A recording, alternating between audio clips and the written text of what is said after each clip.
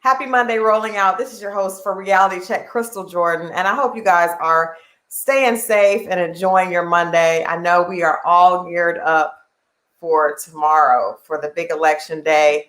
Hopefully you have your plan or you've had a chance to vote.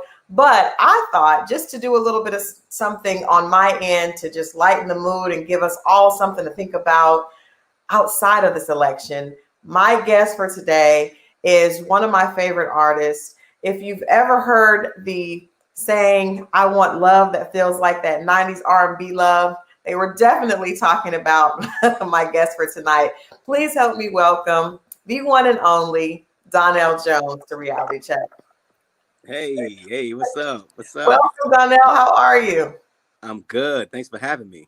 Oh man, thank you so much for being on. Like I said, I wanted to talk about something else besides, I just wanted to give people a different type of conversation just to kind of take our brains off of everything that we've been inundated with, with Atlanta, with just, COVID and the election and everything. I was like, let's talk about love tonight. Yes, it's been a bit much, man. And love is the cure to everything. Love is the cure to everything. And like I said, I really feel like those sayings, and we've seen over the past few years, so many artists just kind of going back and saying that old school R&B it just is unrivaled. There was just a vibe and a feeling during the 90s that, it has never been recreated. And I think younger artists are starting to go back and really, like, there's so many songs being remade and just, so many stations just dedicated to that era. Yeah. So how do you feel about that? People kind of going back and really making that music, the music that's still popular today. I love it. I think, the 90s R&B, what made it so beautiful is that, we, like myself, Genuine, you had R. Kelly, you had Joe, you had Maxwell, D'Angelo, Avant, John B, Case, all of these guys. We sang R&B. We all had our own styles, and none of us sounded alike. We all did a little bit different types of R&B.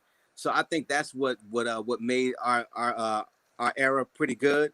And not to mention, we left a little bit to the imagination, right? And it was about love. It was about love. That's what I was gonna say. I wonder, how do you feel? Because you wrote beautiful songs. I want to get into the anatomy of one of my favorite ones in a minute. But you wrote beautiful songs. You mentioned John B. We talked to him before. I know you guys did a duet last year.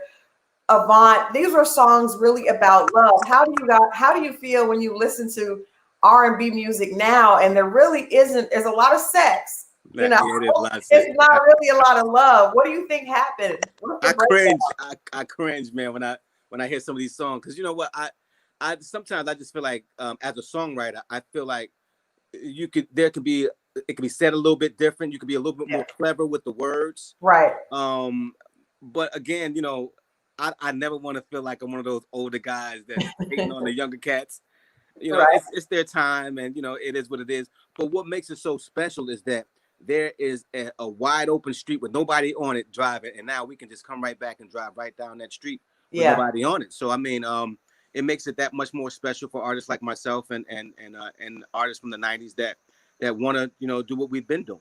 Right. Well, I see so much. We see television and shows dedicated to Black love, and I feel like how can we celebrate Black love if we're not singing about it? That's true. That is so true. You know what? I feel like a lot of the younger generation, they're scared to be emotional, like the guys. Everybody wants to be so hard, like the rappers and all that stuff like that. It's okay to be vulnerable. It's okay to cry. It's okay to put your heart on a record. I was talking to somebody the other day, like nobody is writing songs like she gives me all her love, but half the time, like being the other guy. And we're living it, but we're not talking about it. And I think that's what the thing is. We have to start singing about what we're going through in life. Right. Well, you were one of the people that I think did a really great job of that. I want to just go into where I want to be, right? Yes. My favorite Donell Jones song. And the reason, it's a sad song for a girl because, this is back when the videos were, it told the story and you saw, the video had, the first time I saw the video, I was in tears. Like, because you're young and you're thinking, what's wrong with this guy? He says he likes me. I can tell that he cares about me, but he just is distant sometimes. What's going on?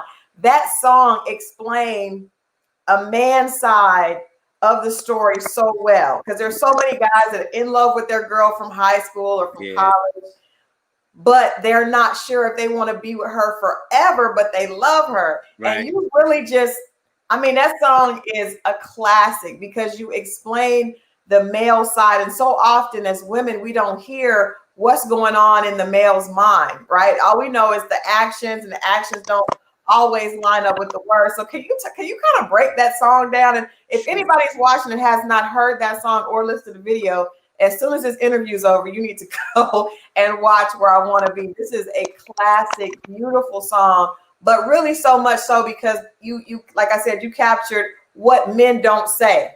Right. You know what? I think what made that song really special is the fact that I was living that same thing. I was in a relationship with my children's mom. We were very young when we got together, and we had children. And when I got a record deal, my life started to change. Women started throwing themselves at me. I just started seeing things that I hadn't seen. Yeah. And she was at home with the kids, and I'm out on the road, and it was really hard for our relationship, and I wanted to make a song about it. But the original message was, I'd rather leave than to cheat. Right. So I was speaking about, I'm going through all of these things right now, and I'm seeing all of these things happen. And, before I cheat, I want to let you know that, maybe we should spend some time apart. Yeah. And let me find out where I want to be. And if it's meant for us to be together, we will be. And if it's not, then, we must part ways. Yeah. Well, that is not some, that sounds like maturity. And I don't think I don't want to say that. Do you feel like most men have the words, because you put it in a song, but do you think most men have the words to say that? Because it's still very hurtful, to the woman. So it takes a certain level of maturity in a man to be able to say, I don't want to do this, so let me do the right thing. Even if it hurts you now, it's better in the long run. Yeah, you know what? I feel like a lot of men, they do have those words to say, but they don't have enough courage to say it. Because at the end of the day, you are breaking someone's heart that you love. You don't want to hurt anybody. But ultimately, she's gonna hurt no matter. If you cheat on her, she's gonna hurt even more. So it's better to just go ahead and be honest and be truthful and get that out. And then maybe she might find something that she's looking for. Maybe it may be a blessing in disguise for both of you guys. Yeah. Well, we have people chiming in saying just Where I Want to Be. That album was amazing, and it was. Donell Jones has one of the smoothest voices and smoothest soul voices ever. That's definitely true. You had the remake of Knocks Me Off My Feet is one of my other favorites. It's beautiful, and most people cannot sing Stevie Wonder. So trust me. You know what? When I'm a Stevie Wonder's fan, and that particular record, I didn't know that was a Stevie Wonder's record, and the guy who produced it, his wife sang that record to me, and I sang it back to the tape. But if I had known it was a Stevie Wonder record, oh my God, intimidated.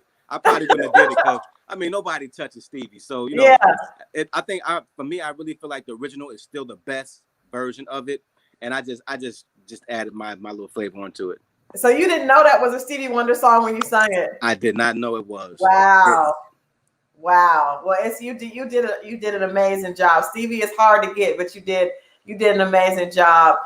People are saying you're amazing. Love seeing you in concert. How has it been for you not being able to? How has this 2020 been? Because I know so many artists, especially artists like yourself, that have music that is timeless. People want to hear you. People still want to see you out on the road, but everybody's been sitting down. So how has this year been for you as an artist? The year itself for me has been like actually like a wake-up call. It's definitely made me get out and start taking care of my body a little bit more, focusing on becoming a better person, all the way around. But musically, it's also made me focus as well, and and just start thinking about music and making better songs. I hate the fact that I can't go out and sing right now, but at the end of the day, I can't wait because I feel like my fans are gonna get something extra that they haven't gotten before. because I've been practicing so much and just working on my craft. Yeah. Nice, nice. Well, talk a little bit about, I know I had the pleasure of interviewing John B last year, and he was excited about the duet that you all did. How did that happen? Because both of you guys, again, that 90s R&B feel, just amazing, but different. And then coming together, the song, I love the song, but talk a little bit about how that happened. And you guys actually had the chance to shoot a video together and put that out. You know what? I really can't take credit for it. This was all John. After we had did the Soul Train Awards together, and I guess the idea popped in his head like, yo, they had us together, so it'd be awesome if we just did a record together. So John he wrote it and produced the record. He called me up. He was like, Donell, I need you to jump on this record. I said, no problem, man. I got you. I jumped on it, and that's how it happened. You know, it was just that simple. Yeah. I've always respected his music. I've always loved him as a songwriter. Love his voice. And I wonder why it took so long for us to do it. We should have did it a long time ago, but you know, hey, time is of the essence, and we did it when it was supposed to be done. Well, maybe you guys get a chance to do it again. Both you guys have that. Like I said, just classic records that don't go out of style because it still applies. You know, you can play that record, you can play one of your records now, and it's still relevant because it's about love and relationships, and people always want to talk about love and always want to talk about relationships. Now I gotta say, I've had the pleasure of working with TLC for the last 12 years. I didn't have a chance to work with Lisa. I started working with T-Boz and Chili after Lisa passed, but You Know What's Up is probably the biggest hit, and Lisa blessed it. You guys just had such great chemistry on that record. Can you talk a little bit about how that happened? And it was cool to see her with you, kind of her doing her own thing, you know, outside of the group. Yeah, killed it, and then your voice was so smooth. Talk about how that record came together. I mean, I just felt like, you know, first of all, if she hadn't have been on that record, I don't know if it'd be the same record, because quite naturally, people knew who I was from my first album, but it was like TLC was like the biggest group ever at that particular time. She had just burned down Andre Rison's house at that time. They were really, really huge. Right. And when she got on that record, I mean, it made people look at me like, well, if she's messing with him, who is he? Yeah. So it kind of opened me up to a whole nother fan base. But how the record came about was it was written and produced by Eddie F and Darren Lighty. Yeah. And Eddie F. Yeah, and I'm telling you, man, like when I heard the track, it was just electrifying. It almost made it kind of felt like one of those songs that'll never go out of style, like the Frankie Valli like type of vibe. It just was those grooves. And I didn't have any credit with getting Left Eye on it. You know, I think that was Eddie F and L.A. Reid at the time. It was like, man, maybe you should probably put Lisa on it. Yeah. You know, but when she got on the joint, I mean, I really appreciated it. That video was incredible because all of the face artists came to support me. It just showed that we were all together. We were all down for each other. And it was just a great vibe. Yeah. Well, that's definitely another classic. And like I said, Lisa killed it. She just killed it. You can put that record on right now in the club and people are moving and you don't miss a beat. And it's, you know, it's so many years later. So just a tribute to both of you guys' talent and it just being the right chemistry. Now you did an unsung in 2016, I think, here in Atlanta. Had a party for it and everything. And you really, because I feel like you've been a really private person up until that point, right? So we hear the music and then you kind of go, you know, you kind of went away for a while. What made you decide to be so candid? Because you talked about a lot of struggles that you had in your life with love and relationships and even, you know, drugs and addiction. Why did you decide to be so candid with Unsung and kind of share that, what was going on with you behind the scenes with your fans? Because I felt, you know, I watched that show and I love the shows, but I just felt like, you know, a lot of people weren't being like really, really, I wouldn't say sincere, but I would say not giving it all, you know what I'm saying? And I felt like, you know, if I'm going to do it, I want to tell the truth. I want to, you know, just let it be known who I am as a person. Because a lot of people don't know who I am. They just know the music. So I just wanted to show all of my struggles, all of my successes, where I'm at today. And I felt like, you know, my story could probably help somebody out there that's probably going through the same thing. Nice. Well, what did you learn? Because women were a big part of the story, obviously. And I've always felt like I grew up, I'm a reader and a writer. I love words. So I love music that has, beautiful lyrics. I remember I told, I had the pleasure of meeting Babyface years and years ago. And I was like, I grew up, a hopeless romantic because of your lyrics, right? Because you're like, guys have to feel like this because Babyface writes songs like that. And you're one of those other people that write songs that are just so romantic and they show the other side of men, right? That we don't always get to hear from some of them. But I wonder, usually guys that can tap into that romantic side, they always have a lot of women because they know how to talk to women. So we saw in your Unsung, there was a lot of women. And then, of course, being, getting that type of fame. And it seemed like it came really, really fast because you had a hit record. So what did you learn about women and relationships and how to really find what works for you, through all that? Well, I mean, when at that particular time. Uh-oh. See, this always happens right when we're about to get good. It's about to get good. We're about to get good. Oh, man. Hopefully he'll get back on. You guys, let's give him a few minutes. This technology is crazy, but we're about to get technical difficulties. Yes, but we're about to, I'm sure he'll be able to jump back on. Okay, let's see. Let's remove that one. All right. Okay. Yeah, I said, you know what? As soon as we're about to get good. You got me. I got you. Yeah. Okay. It's a little. I sound okay because it sounds a little staticky on my end. No, you're good now. You're good. Okay. Well, back in that particular time, I was young, so I hadn't experienced a lot. My children's mom was my first everything, So, when I got into the music business and all of these things started coming at me, and I had a lot of experiences, that's what drove my writing. That's what I wrote. I wrote about everything that was happening in my life at that particular time. Yeah. So, I forgot what the question was, but. Well, just asking. Let me ask that. I'm gonna go back to that. How did she feel about you kind of writing you guys' relationships in the music? And did that bother her, or was she okay with that? I'm sure it bothered her, especially the "Where I Want to Be" song. I'm very sure it bothered her a lot. I laugh because her family had to hear these songs. Her friends had to hear these songs. So, it definitely made our relationship a little more stressful. But at the end of the day, we were spending the money together. So, and that was your truth. And I think that's why the song resonated the way it did, because you could tell that was truth, right?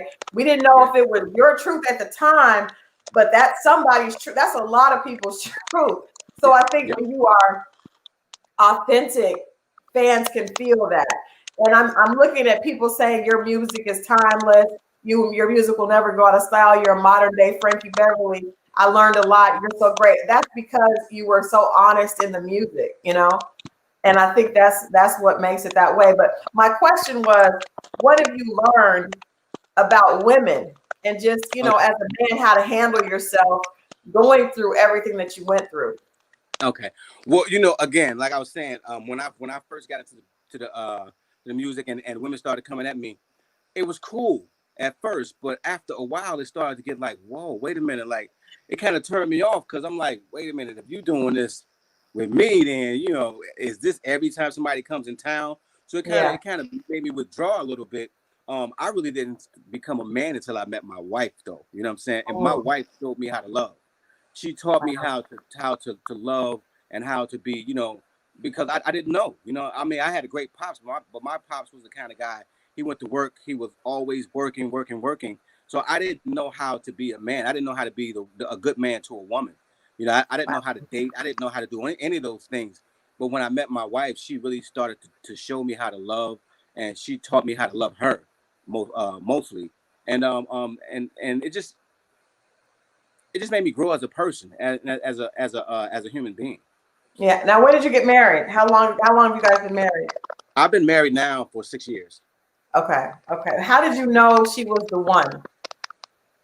I think the first night I met her, it's strange. We were in a club in New York, and it was like this light was shining down, shining. It sounds crazy, but it's like this light was shining on her, beaming on her. I seen her, and she was with a friend of hers. And next thing you know, probably maybe about 10, 20 minutes later, she was standing right next to me. And you know, we started talking. She asked me for a cigarette, and we started talking, and we was conversing, and it was just awesome after that. Never left my side after that day. We were together Nice. ever since then. Wow. So that's interesting that you said she taught you about that. So how do you, I guess, how is your approach different now? When you're writing, are you writing inspired by the relationship that you're in now? Do you write pulling from things that you learned before you got in the relationship with your wife? How do you approach songwriting, especially when it comes to love songs, now that you have a different experience to pull from? Well, everything that I write is based on love, whether it's you know, that love that's a sexual type of love, or whether it's you mad at me right now. You know, I mean, we all have those moments. I mean, you know, our relationship is not perfect. You know, we Right. get mad at each other. So I mean, I can write about those things. I can write about why I pissed you off, or why you pissed me off, or why I love you so much, or I like the way Yeah. you walk when you in that bedroom. And you know, it's I can write about all of those things because I go through them. Yeah. And I draw off a little bit of my past as well, because I mean, we learn a lot from our past. So I'm always trying to look for something I can tap into to give me inspiration. Nice. What do you think that women, and I'm asking you about love because, like I said, because your music makes you kind of like an expert on it. But what do you think that women need to understand more about men? Oh wow, that's a good question. I think you guys need to understand that, you know, um, we put on a big front. You know, and deep inside, man, we're soft. You know what I'm saying? Like, we try to act hard and all that, but you know, the right woman can pull the right thing out of the right man. You know, it's I think everybody has somebody for them out there. Um, if if you're getting turned down, or if it's not working, don't stick in something that's not working. Find that special thing that could work for you. Yeah, yeah, I like that. So, how are you guys again, like dealing with everything that we've seen over the summer? I've asked, several artists about this because we know that artists usually are tapped into sensitivity in a different way. So, when you see things happening like with George Floyd and Ahmaud Arbery and everything all the racial tension that we've witnessed over the summer and even leading up to this election, how do you deal with that, and how do you talk to your children about that? It absolutely breaks my heart, man. I mean, just to see all, I mean, and not just this year, but all of the previous years and years and years of Right. just abuse that we have suffered at the hands of police and others. You know, Mhm, it's mhm. sad. I mean, I really haven't had that talk. Well, my other children are older now; that they're grown. Yeah, But my younger children, I really haven't had a conversation with them about it, because um, I try to like keep them away from things that I just think they're too young right now to yeah, discuss that with. But my heart goes out to all the families out there that's been hurt. I really hate that we have to do this, but at the end of the day, we have to be strong as a people. You know, we have to yeah, really come together. You know, at the end of the day, I don't want us to keep blaming ourselves, but we do have to look in the mirror, and if we want anything to change, we have to change here first. You yeah, know, we have to absolutely. start respecting ourselves and loving ourselves more. Absolutely, absolutely. Well, before we let you go, I want to know what are you working on? We know that you can't perform live right now, but are you working on new music? Do we have new Donell Jones music to look forward to? Yes, I'm releasing an album in December. It's called Okay, 100% Free. nice. And I'm naming it 100% free because, you know, I'm free from all of these things that were harming me, and uh, that was not beneficial towards who I am as a person. I Mhm. used to suffer from alcoholism. I smoked cigarettes for 30 years. I smoked a lot of marijuana. I was addicted to porn for a long time. I was addicted to a lot of things. I was addicted to social media. Yeah, I was addicted to a lot of things. And, you know, 7 years ago when I made my album called Forever, my life. I wanted to change my life. So it took me 7 years to really, really drop all of those habits. And now I'm free from all of those things. I'm free from everything that was not good for me. So that's why Right. I'm naming this album 100% free. And I'm also giving it away to the fans for free. It's Nice. going to be 7 songs. It's my 7th album. It's been 7 years since I've been gone. So that's how I'm going to do it. And I just want to say, to the fans that I really appreciate you guys for rocking with me for these 20 something years. And, you know, I want to give you something that you can feel good. I remember when music used to feel good, just to make our souls feel good. And that's what I want to give you. And I just can't wait for December to come so you guys can get this music. Well, you got to come back. You got to come back when that happens. We definitely want to celebrate and push that with you. I want to ask because you touched on something. We talked a little bit about the unsung and the fact that it did share a lot of the struggles that you went through. But even like porn and social media are things that I know people, especially now because we've all been in our house, and a lot of for a lot of time we couldn't leave the house. Do you think those addictions are an indicator that there's something missing inside? Did you have a deficiency, or what do you think made you susceptible to those types of addictions, especially alcoholism and cigarettes and those things? Do you think there was something there, or do you think it was just a genetic thing? I definitely don't think it was genetic. I think, I watched my grandpops drink for a long time. I watched my dad smoke cigarettes, but I don't think it was genetic. I think that I started smoking cigarettes to fit in, when I was young, and I started drinking, to fit in. And I started gang banging just to fit in with the kids on the block. So I think most of the things that we do are peer pressure. And then next thing you know, now we need it. So I think that, we have to really, really start looking at ourselves. Like for me, I realize that this body that I live in is a temple, and I don't want to do anything to harm this body. Now, this is just my story. Everybody don't have to do what I did to, Right. But at the end of the day, we do need to start to think about our bodies as a temple and understand that, if we want to be on this earth for a long time, then we need to start treating this thing like this is our body. We live in this thing, but we're spirit. So we have to start treating this body like it's something that God gave us to live inside of. Right. No, absolutely. And I think, especially now, I was talking to a friend earlier that had COVID, and he had it, but he didn't suffer any of the symptoms. And he's very physically fit. He eats well, and I think that we have to realize that in order for us to be able to kind of deal with everything mentally that we're going to deal with and physically, we have to be in the best space that we can. So, making sure that you're taking care of yourself is a big key physically and then also mentally. So thank you for sharing that, because I think a lot of times people feel like they're suffering with things alone because, you don't see people on Instagram are not talking about the fact that they're suffering or they're addicted to anything. They're just showing pretty pictures and, trying to show their success.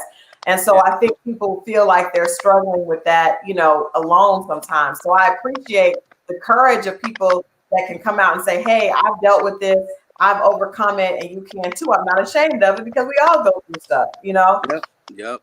It's true. I mean, I think the biggest cage that we build is the cage in our brains. You know what I'm saying? We have to clear our minds up from all of the things that we built and we've held on to. Once you clear your mind, man, the world is free. Everything is free. So everything is free. Well, we'll definitely be looking forward to that. We'll have to reach back out and make sure that you come by in December and send us the first single so we can celebrate with you. We have fans here that are really excited to hear from you and just to hear what's going on and know there's new music. Tell people how they can keep up with you and follow you and find out, where we'll be able to see you perform soon. Well, check it out. My Instagram is Donell Jones Forever. My Facebook is Donell Jones Music, and my Twitter is Donell Jones 96. Okay. And my website is Donell Jones Music as well. That's where you'll be able to download the music, my new album for free. And again, I want to say to you guys, I really love you. Thank you for rocking with my music for all these years. And I promise not to stop if you promise not to stop listening.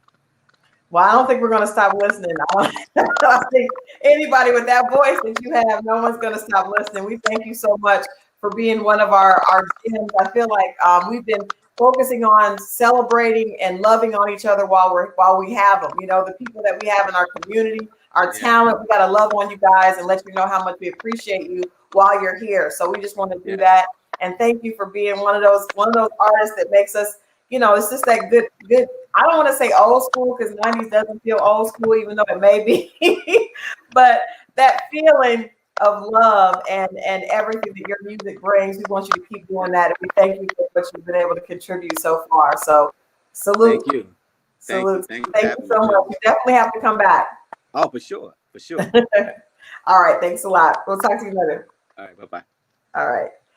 All right, guys. Thank you guys for tuning in. I see you guys really, really enjoyed that interview. I enjoyed it as well. He's one of my favorites. Just classic, nothing else but classic. You get John B, Donell Jones, and Joe together. And Avant, like it's so many from the 90s. We were blessed and did not realize it. But I wanted to do that interview tonight to kind of take our focus off of everything else that's going on. I do hope that everybody has had a chance to vote. And if you haven't voted, I hope that you will get out tomorrow and make sure that you cast your vote. Make sure that you get your voice heard so that you'll know that no matter what happens, you were a part of being on the right side of history. And the right side of history is just making sure that you're involved.